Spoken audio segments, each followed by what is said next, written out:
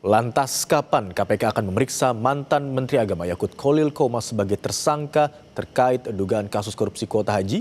Kita tanyakan kepada jurnalis Kompas TV Asri Gunawan dan juru kamera Anggi Mendarwan di Gedung Merah Putih KPK Jakarta.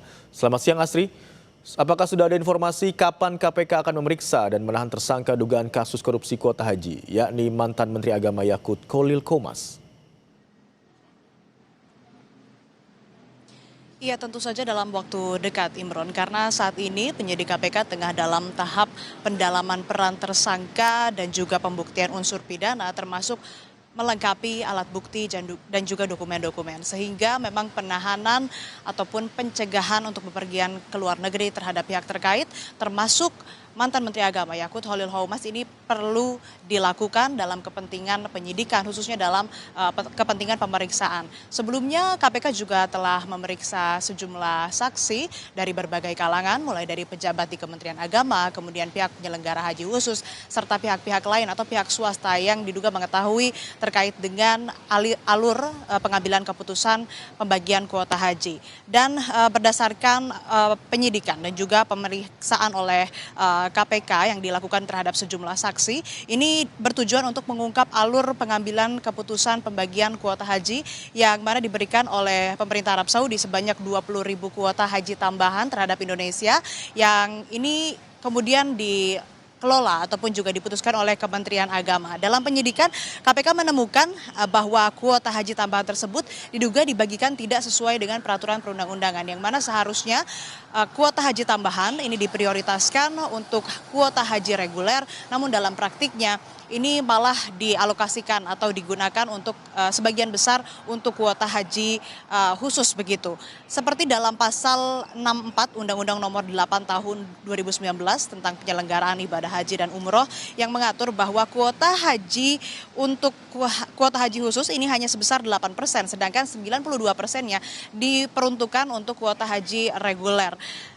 Namun pada saat itu Kementerian Agama mengeluarkan keputusan ataupun juga kebijakan di mana dari 20.000 kuota haji tambahan yang diberikan oleh pemerintah Arab Saudi terhadap Indonesia, ini 10.000-nya diberikan untuk kuota haji reguler dan 10.000 lainnya juga diberikan untuk kuota haji khusus. Ini artinya ada penyalahgunaan atau kesalahan dalam pengambilan kebijakan yang dinilai oleh KPK terhadap Menteri Agama Yakut Kholil Qomas dalam pengambilan keputusan tersebut. Dan KPK juga menilai selain kebijakan pembagian kuota itu tidak hanya menyimpang dari aturan tetapi juga membuka ruang untuk pihak-pihak terkait mendapatkan keuntungan yang tidak sah dan menyebabkan kerugian negara.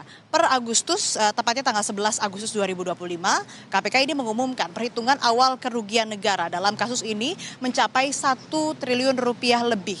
Dan tentunya penyidik juga masih menelusuri dugaan aliran dana, kemudian manfaat ekonomi yang didapat pihak-pihak terkait, termasuk kemungkinan kerugian negara yang masih bertambah. Dan atas perbuatannya, tersangka dijerat pasal 2 ayat 1 dan pasal 3 junto pasal 18 Undang-Undang Tindak Pidana Korupsi junto pasal 55 ayat 1 ke 1 KUHP yang mengatur tentang perbuatan melawan hukum dan penyalahgunaan kewenangan yang menyebabkan kerugian keuangan negara. Sementara demikian, Imron. Asri, sebelumnya KPK sempat menyatakan bahwa dalam kasus ini tidak menutup kemungkinan ada penambahan tersangka lain. Lalu bagaimana dengan pemeriksaan pihak swasta?